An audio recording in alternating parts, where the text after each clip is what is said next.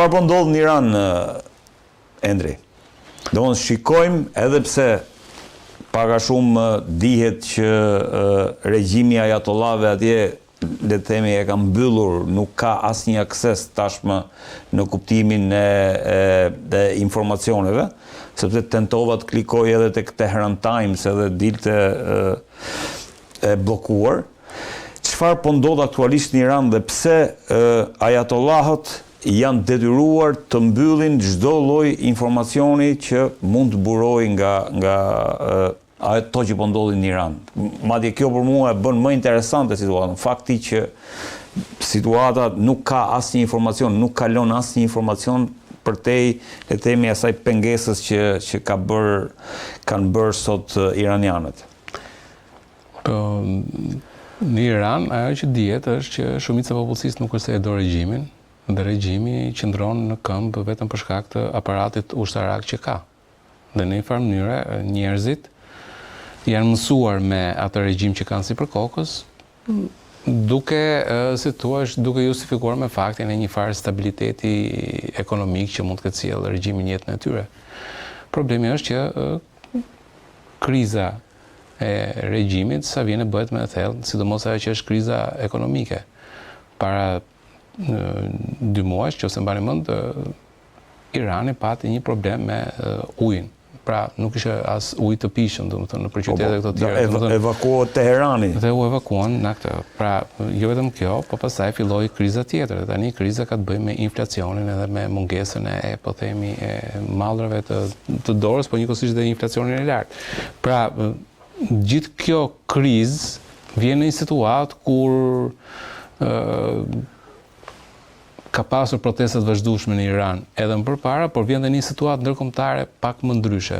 Tashmë Irani që ka marrë goditje të fortë, po themi, nga ndërhyrja nga lufta që pati me Izraelin, pra aty u pa që ushtria iraniane, domethënë pratikisht nuk ishte aftë që t'i rezistonte ndër fushatës errore dhe për më tepër futja e Shtetet Bashkuara të Amerikës me bombardimin që i bëri bazave në Fordo e tjera, aty ku ishin zonat e pasurimit të uraniumit, tregoi një angazhim të madh të Shtetit Bashkuar të Amerikës në drejtim të Iranit.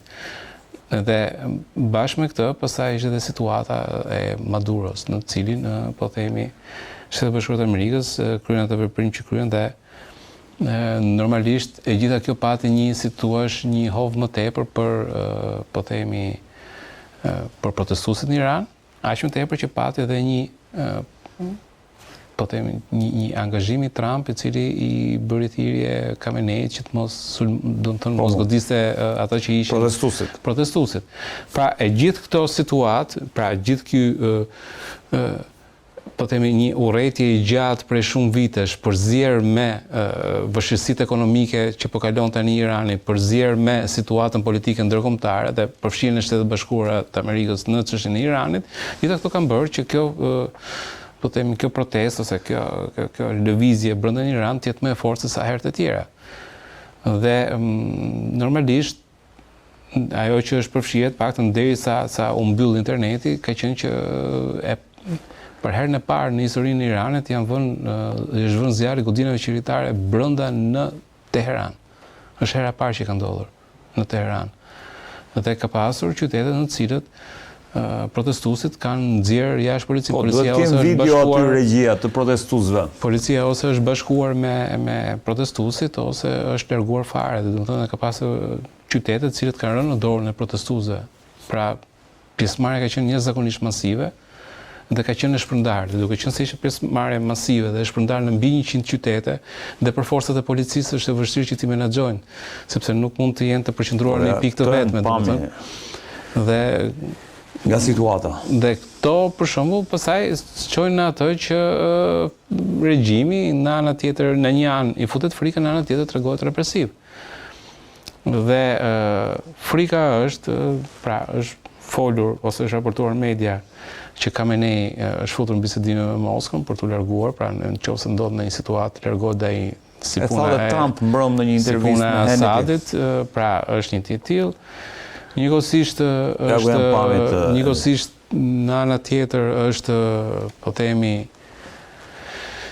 fakti që raportohet që Irani është duke dërguar rezervat e tij të floririt është duke i dërguar në Moskë, pra ka avion kargo rus të cilët janë duke larguar nga Irani, nga Teherani, janë duke larguar atë që është rezerva e floririt për çfarë do lloj situatë që mund të ndodhi.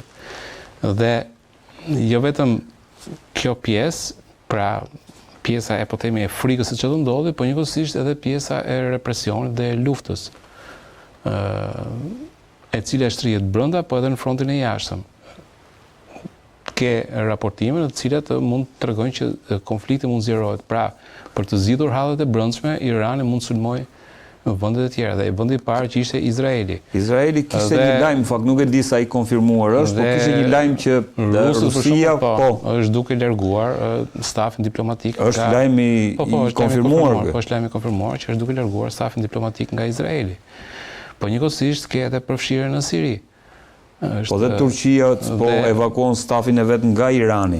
Dhe pra po shikohet që mund të rikthehet kjo përplasje midis Izraelit dhe Iranit, megjithëse Izraeli ka bërë të qartë që nuk duam të përzihemi, pra nuk jemi, po themi, ne të përfshirë në situatë, nuk duam të sulmojmë të parët, do përgjihemi vetëm nëse na sulmojnë. Dhe përveç kësaj ke rastin e Sirisë, në të cilën presidenti Jolani është bërë një atentat para një jave.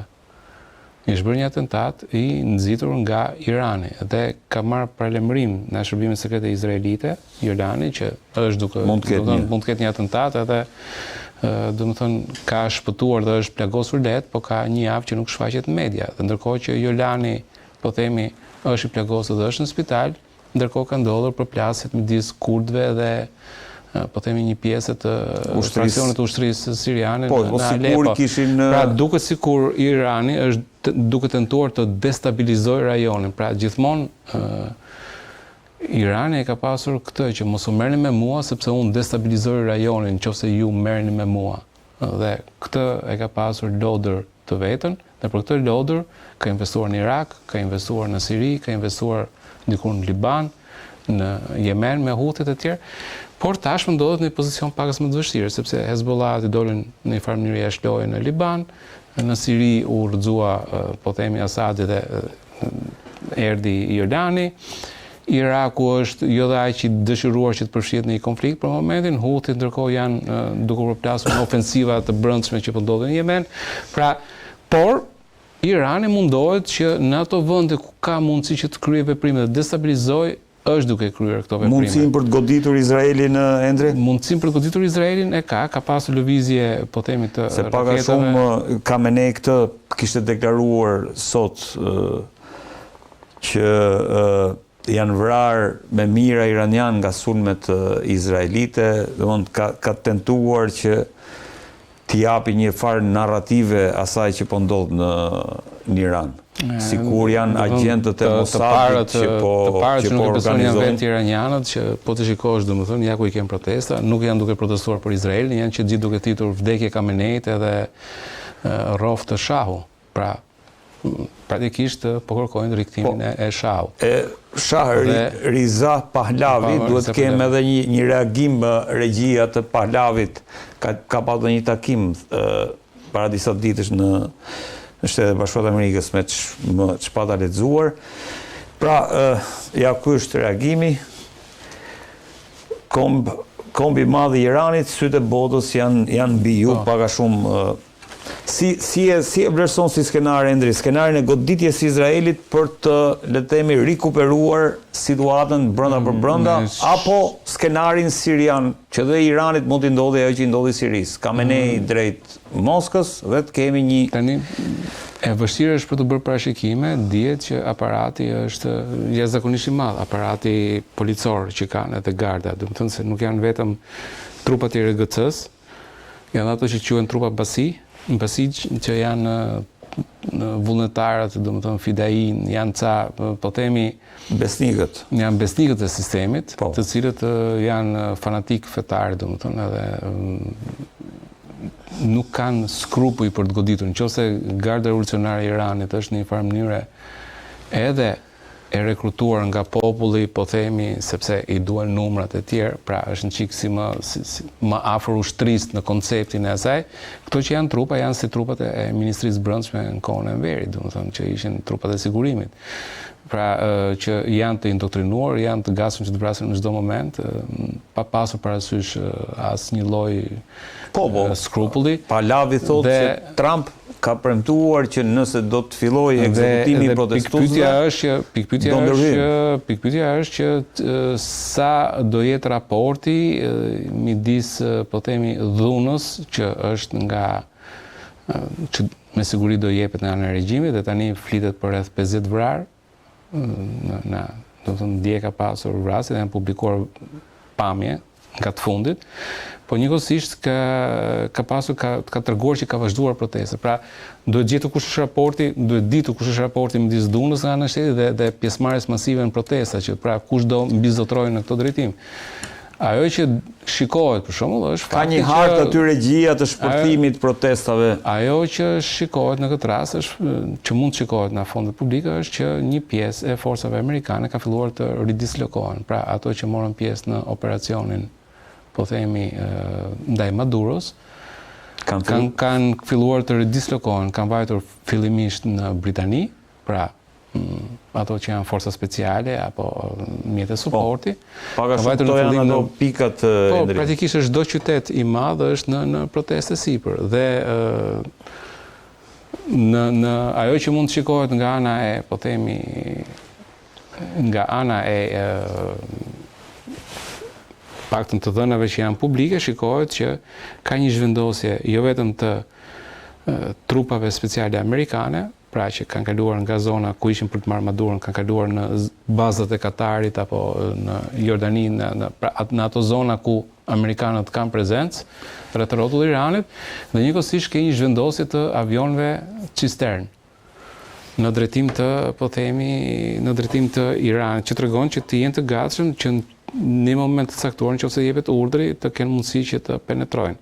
Problemi është që ti nuk ke informacion shumë se çfarë ndodh në Iran, sepse e gjitha varet nga situata.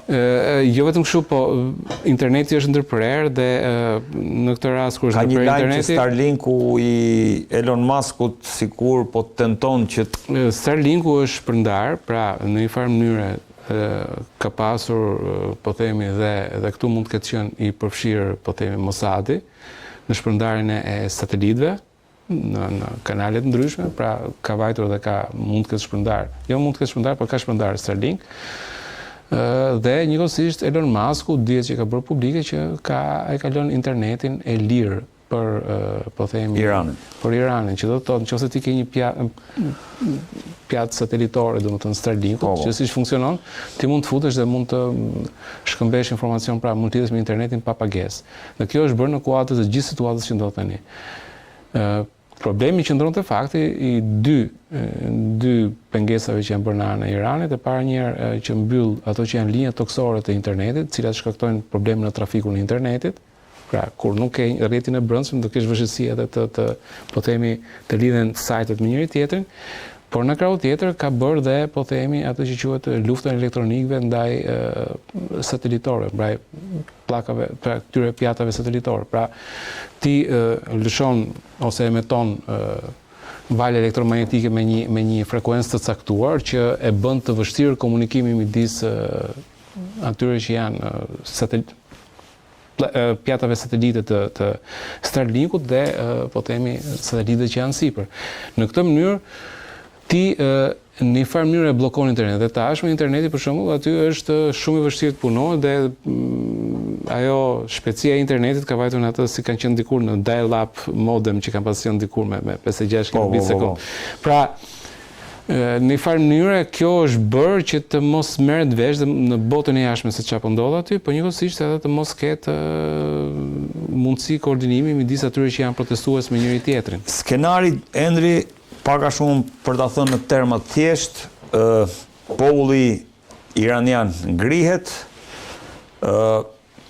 përplaset me regjimin e ajatollave, nga kjo përplasje fillojnë ekzekutimet dhe do ndërhyjnë Shtetet e Bashkuara të Amerikës që do të sjellin pastaj Palavin. Pra është në skenar është për një përmbysje e regjimit me Riza Palavin. Sa e mundur është kjo? Është mundësi, po për momentin është e vogël, sepse duhet kuptuar, po themi, që nuk është një lloj Venezuela. Është e vogël, po thua. Nuk është një lloj Venezuela me rasti Maduros, po themi. Nuk është një lloj. Jo, nuk është një lloj për shumë arsye. Po pse e lidhin shpesh godimin Venezuelë me Iranin, se e kam parë që diskutohet shumë pas Venezuelës radhën e ka Irani. Po sepse shumë pak veta e dinë që Venezuela me Iranin ka qenë të lidhur me njëri tjetrin. Dhe një në arsyet e goditjes Venezuelës ishte pikërisht një goditje indirekte për infrastrukturën e Iranit. Irani ka qenë nën sanksione. Dhe duke qenë se ishte nën sanksione, ajo që ka bërë Venezuela është që i ka hapur aksesin në rrjetit bankar të Venezuelës për të kryer veprimet e tij. Pra, iranianët vepronin nëpërmjet bankave të Venezuelës, e cila nuk i kishte nën sanksione bankat e veta. Pra, i shmangte sanksionet financiare duke përdorur Venezuelës. Në ana tjetër, Venezuela ka pasur trupa të Hezbollahve dhe të IRGC-s, pra Gardës Revolucionare të Iranit, që kanë qenë prezente në Venezuelë dhe që kryenin stërvitje apo edhe rekrutime. Njëkohësisht, Venezuela i ka dhënë pasaporta dhe 10.000 pasaporta Hezbollahve, të cilët, pra operativët e Hezbollahut, të cilët me këto pasaporta mund të shëtisin pak a shumë në gjithë botën me pasaporta venezueliane, 10.000 operativ të Hezbollahve, midis tyre, domethënë, pasaporta Venezuelës mund të futesh edhe në këto 26 vendet evropiane, pra mund të lëvizje edhe brenda Evropës me ato pasaporta. Pra, në një farë mënyrë, çfarë kishte ndodhur me Venezuelën ishte kthyer në një farë mënyrë dhe hub, pra një si tip nyje logjistike, strategjike e Iranit për të po themi, për të kryer veprimet e veta, operacionet e veta, për të shmangur sanksione, por njëkohësisht për të shtrirë operacionet e veta edhe në vende të tjera, edhe në Amerikën Latine, po edhe në drejtim të Evropës, duke përdorur, po themi, pasaportat dhe infrastrukturën venezueliane. Jo e raste për shembull, anija që është bllokuar është nisur nga Irani. E kisha pyetje, po okej, vazhdojmë se ma dogje si pyetje, po e vazhdojmë. Anija bëhet fjalë për Marinera Bela, Bela Njishi, e cila kishte dhe flamur rus, apo jo? Po flamur, po e ndryshoi në mes të rrugës, sepse nuk ka pasur flamurin rus fillim, po kishte flamurin një shteti tjetër. Edhe për të sqaruar nga ana e, po themi, drejtës së detit, një anije nuk mund të ndryshojë flamurin e vet në mes të udhëtimit. S'mund ta ndryshoj. Jo, nuk mund të ndryshoj. Pra, ideja është që ti je i regjistruar me një flamur të caktuar dhe me atë flamur do udhëtosh deri në momentin kur, po themi, shkon në një port tjetër, ndalon në port, aty kryen procedurën, ndryshon flamurin etj. Se pikërisht te kjo anije ende, se kjo është kjo është pikpyetja më e madhe, sepse kjo anije fatikisht është nisur nga Irani.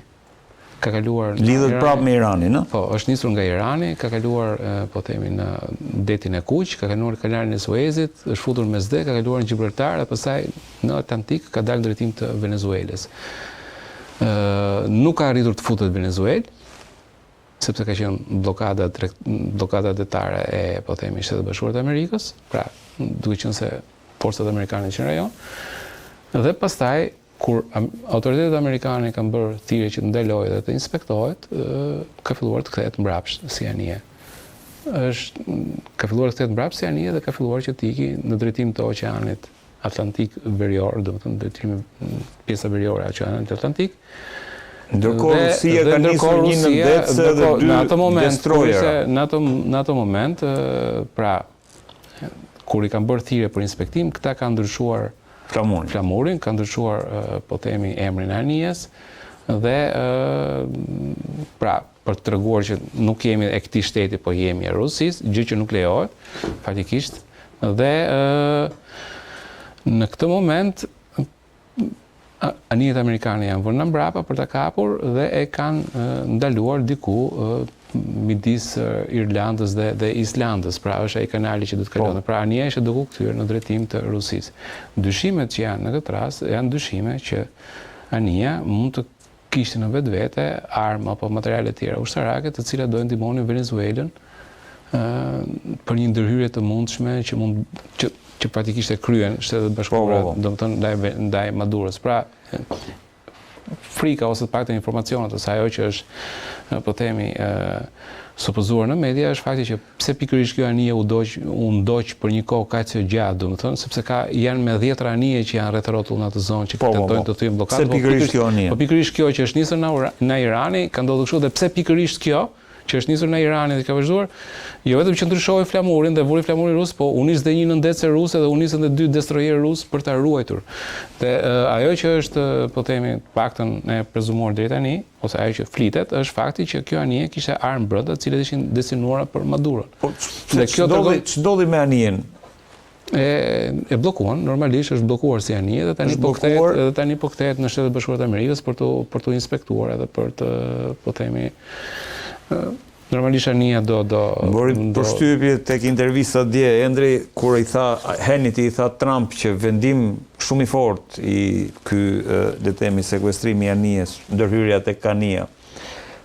Trump që i tha ç'ne e konsideron të fortë, domethënë. E konsideroi si gjë krejt normale gjën. Po, ndërkohë që bëhej fjalë, domethënë të paktën gjatë ditës u krijua ideja një mundësi një përplasje midis Rusisë dhe Shtetit Bashkuar të Amerikës. Ka pasur një pikë pyetje në ana po themi e Britanisë, e cila është përfolur në Britania, duhet përfshirë Britania në këtë operacion dhe fatikisht Britania është përfshirë në këtë operacion. Është përfshirë. Po, është përfshirë dhe Britania, është përfshirë domethënë edhe bazat që kanë qenë në Island, po themi të vendeve të NATO-s dhe sepse zona ku ka kaluar aty domethënë kërkonte koordinimin e të gjithëve dhe pikpyetja e Britanisë ishte nëse ne domethënë ata që flisin që ne s'duhet ndërhyjmë kishin frikë nga reperkusionet ruse, që mund ndodhin në këtë rast dhe që ndodhen më vonë, për që mund të flasim më vonë. Por pra gjithë kjo tregon që Venezuela nuk ishte thjesht një çështje që kishte të bënte me naftën në kuptimin e, por kishte të bënte më tepër me çështjen e sigurisë kombëtare të Shtetit Bashkuar të Amerikës. Pra e kishte kthyer Venezuelën siç e kishte kthyer në një bazë për Hezbollah edhe për iranianët, është kthyer në një bazë edhe për shërbimet sekrete, po themi, kineze, shërbimet sekrete ruse, shërbimet sekrete kubaneze, të cilat vepronin dhe kishin bazën e tyre në Venezuelë për gjithë Amerikën Latine. Kjo është arsye që janë vrarë edhe do t'i kthehemi. Pra, gjithë kjo ishte kthyer në një vatër, si thua, një vatër infeksioni për Shtetet Bashkuara. Do kthehem tek Venezuela se duhet trajtojmë. Kjo ishte goditja e cila, po themi, në një farë mënyre, ishte goditje parë indirekte edhe për Iranin. Pra, jo vetëm për Kinën, Rusin, Kubën, të cilën e kishte kthyer, po ishin goditje indirekte edhe për Iranin, që përdorte infrastrukturën e Venezuelës. Dhe duke qenë se ishte pikërisht kjo jepte Trumpit edhe atë si thua kartën apo bindjen që diçka duhet bërë dhe për Iranin, derisa Irani ka guximin që vjen në hemisferën time dhe më krijon këto problematika, atëherë siç e ka Trump që është pak hakmarrës edhe mund t'ja kthejmë me të njëjtën monedhë. Endri, fole për reperkusione, fole për Britaninë që kishte frikë nga reperkusione ruse dhe thej që ka ndodhur. Cilat janë këto, se nuk është se ka qenë goditja me Oreshnik që ka ndodhur dje në drejtim të Ukrainës. Oreshnik, po mediat ruse thonë që goditja me Oreshnik u bë si hakmarrje, po them unë, e faktit që Ukraina goditi me dronë rezidencën e Putinit në Novgorod. Para punës njërë, lajmi është falc. Domethënë, që të gjithë e dinë që është lajm falc. Cili lajm është? Lajmi që është goditur, po themi, ose është tentuar të goditet rezidenca e Putinit. Nuk është goditur, as nuk është tentuar të goditet fare. Është një lajm falc, i cili është pranuar edhe nga Trump. Trump nuk është se dallohet ndonjëherë për pjesën e, po themi, që ka qef që kundërshtoj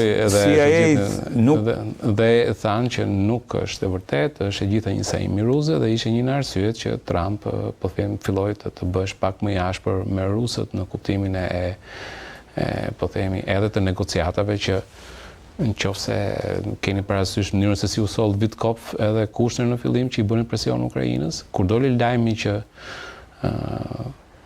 u godit rezidenca Putinit, Teorikisht duhet kishte bërë një presion më të madh të mbi Ukrainën, pra për t'i treguar Ukrainës që dhe fatikisht lajmi u sajua për atë punë.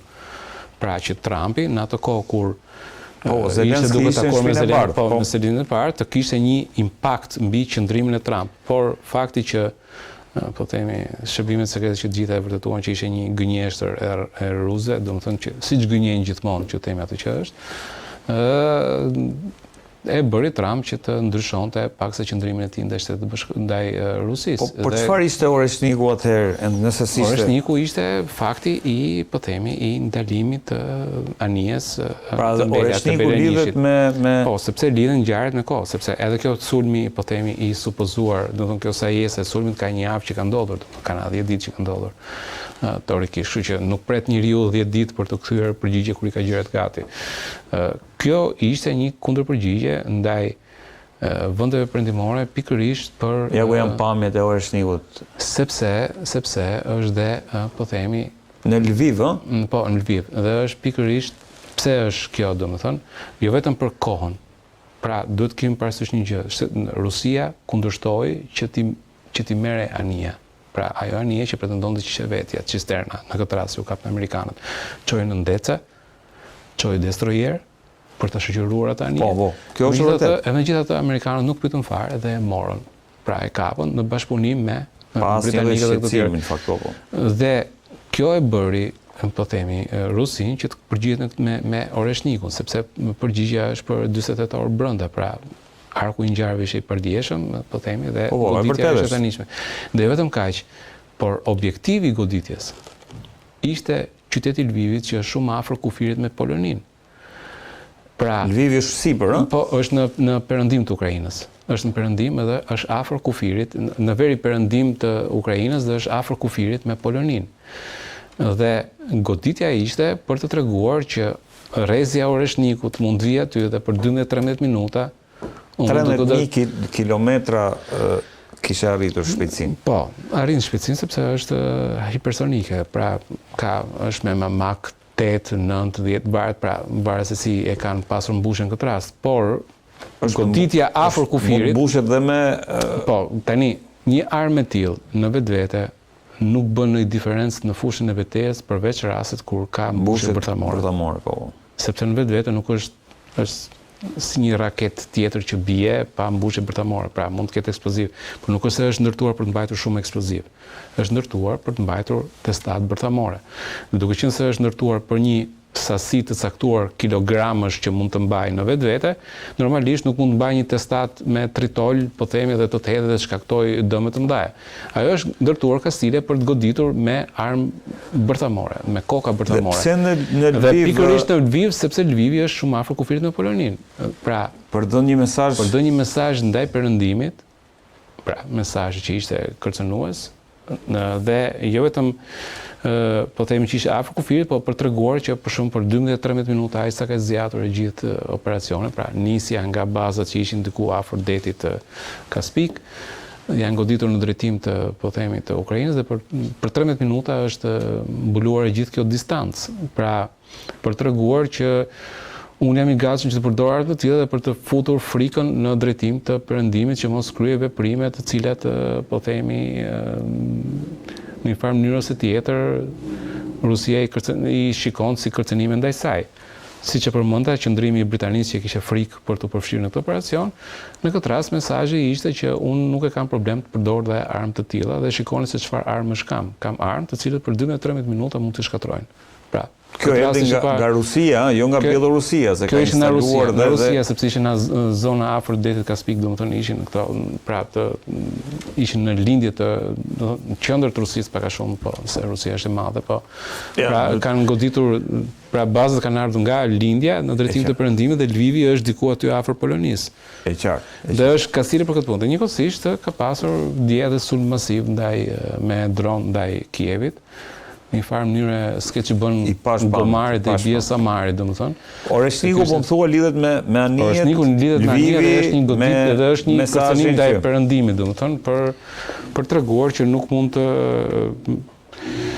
nuk është që lehtë, domethënë që të merresh me Rusinë, sidomos rasti kur unë të nis anijet për të mbrojtur një anije shqiptare time dhe ti ma sekuestron mes detit. Pra, është shumë e rëndë.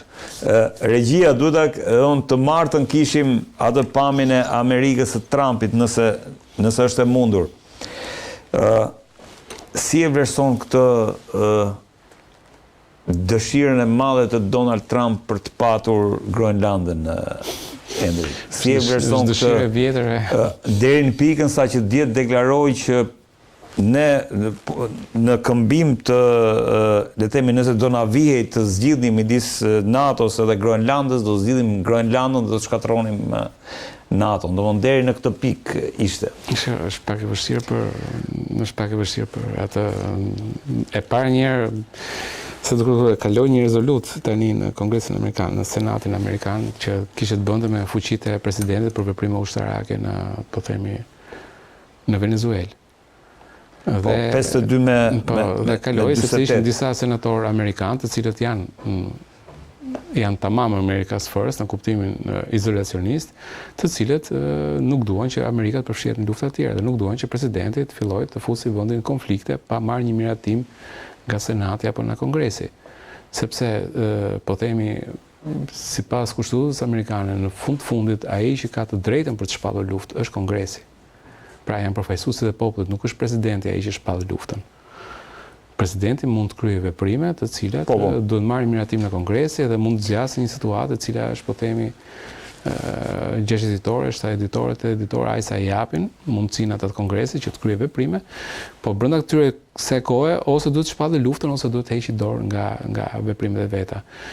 Pra ka një po themi ligjesh edhe po themi direktivash edhe normash po themi që ata kanë. Po pse ka gjë rëndësishme Groenlanda? Tani Groenlanda në vetvete, po shiko se nuk ka bërë vetëm Groenlandën të kuqe, ka bërë dhe po themi ka bërë dhe Meksikën, ka bërë dhe Meksikën. Dhe sot deklaroi Trump që mund ndërhyjnë për punë e karteleve. Ishte lufta e dytë që mund të ndodhi. Është pak e vështirë. Shiko, nuk është një lloj. Pra, Meksika, Kanadaja, Groenlanda, Venezuela. Jo, pse nuk është. Jo, pse Groenlanda, se për mua Groenlanda është më tepër fiksimi i Trump në kuptimin e po themi asaj që është e ka pasur që në herën e parë për efekte të sigurisë. Atëherë, në Groenland ka baza amerikane.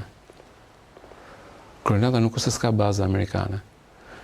Siç ka dhe baza, po themi, të NATO-s që janë të Danimarkës, që janë në Groenland. Dhe Danimarka nuk ka pasur asnjë problem për të thënë amerikanëve, nëse doni bazë më tepër, mund t'i vendosni. Nuk ka pasur baza më tepër për dy arsye. Para se nuk duan shumë për të qëndruar aty, dhe e dyta punës për kostot e mëdha. Na duhet sepse Groenlanda është mbushur me anije ruse dhe kineze. Tani anijet ruse dhe kineze, e para njerë Kina nuk i përdor atë zonë.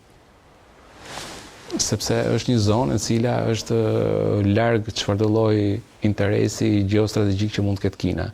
Kina ka interes gjeostrategjik në zonën e Panamas, siç u vure, në zonën e Amerikës Latine, në zonën e Venezuelës, në zonën e Brazilit, i cili është vendi i BRICS-it. Pra janë në këto vende të cilat janë, po themi, po shikosh në Amerikën e Qendrore dhe në Amerikën e Jugut, në të cilat ajo e ka shtrirë influencën tashmë.